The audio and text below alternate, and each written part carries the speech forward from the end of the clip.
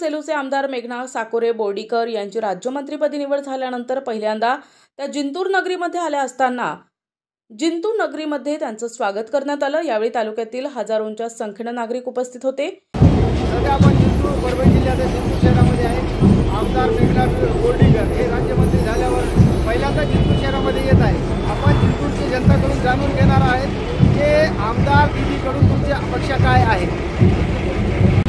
जिंतूर तालुक्याला 42 वर्षानंतर पहिल्यांदाच मंत्रिपद मिळालेलं आहे।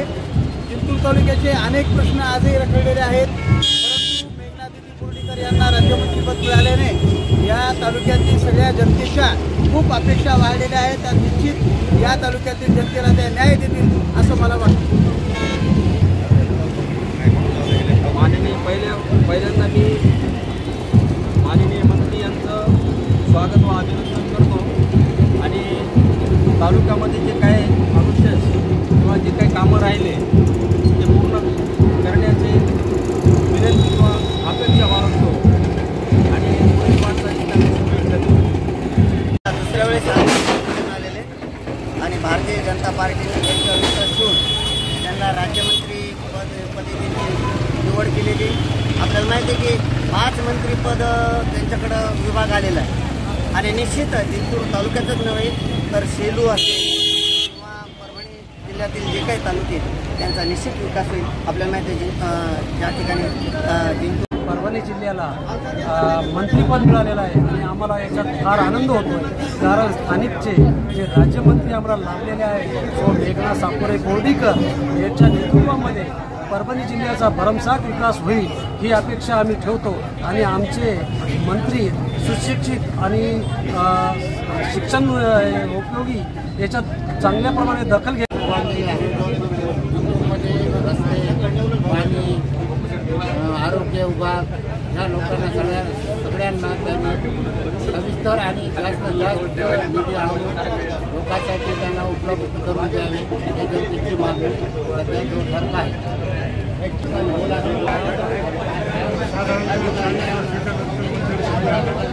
आणि जिंतूर सेलू मतदारसंघासाठी जो साधारण आणि जिंतूर सेलू मतदारसंघासाठी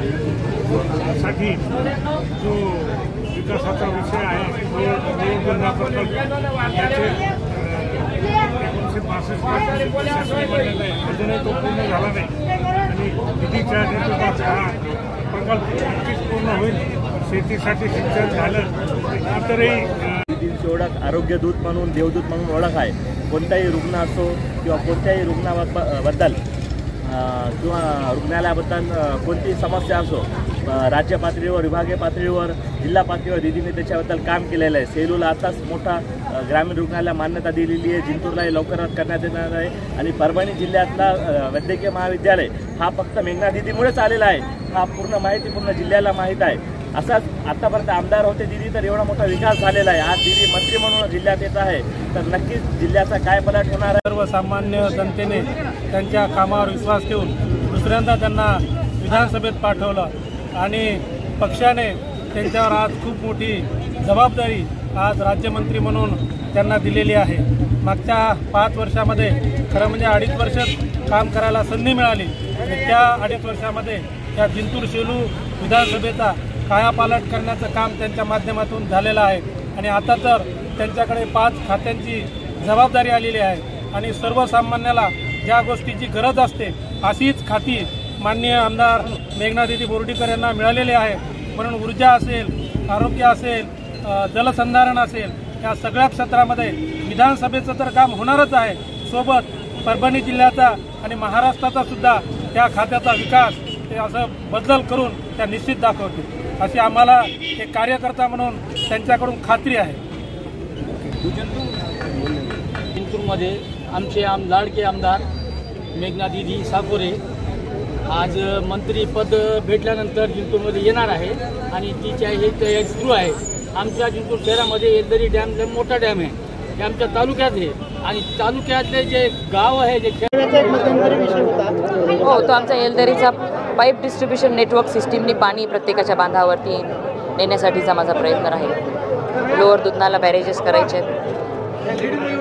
परभणी शहरातल्या रस्त्यांची प्रचंड वाईट अवस्था आहे. परभणी महानगरपालिका एकदम चांगल्या पद्धतीची, तुम्ही माझा मतदारसंघातील सेलू शहर बघितलं असेल तर तुम्ही बघा विकास करण्याची पद्धत काय असते. आणि आता केंद्रामध्ये नरेंद्र मोदीजींचं सरकार आहे, राज्यामध्ये देवेंद्र फडणवीस साहेबांचं सरकार आहे. त्यामुळे परभणी शहराचा चेहरा मोहरा बदलून टाकल्याशिवाय ही मेघना बोर्डीकर शांत बसणार नाही. परभणीकरांना मी विश्वास देऊ इच्छिते की शहरामध्ये चांगले रस्ते, underground drainage, underground gas pipeline ह्या सगळ्या गोष्टी माझ्या मनामध्ये आहेत आणि त्या मी येणाऱ्या दिवसामध्ये करणार आहे.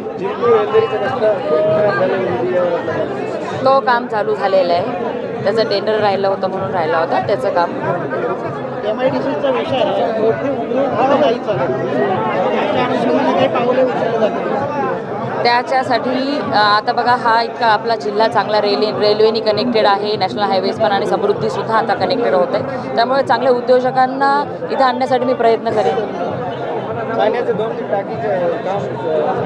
आता पाणी स्वच्छता विभाग माझ्याकडे आलेला आहे, त्यामुळे जिंतूर शहर असेल, परभणी शहर असेल, पाण्याच्या आणि स्वच्छतेच्या बाबतीत सर्वोत्तम राहील असं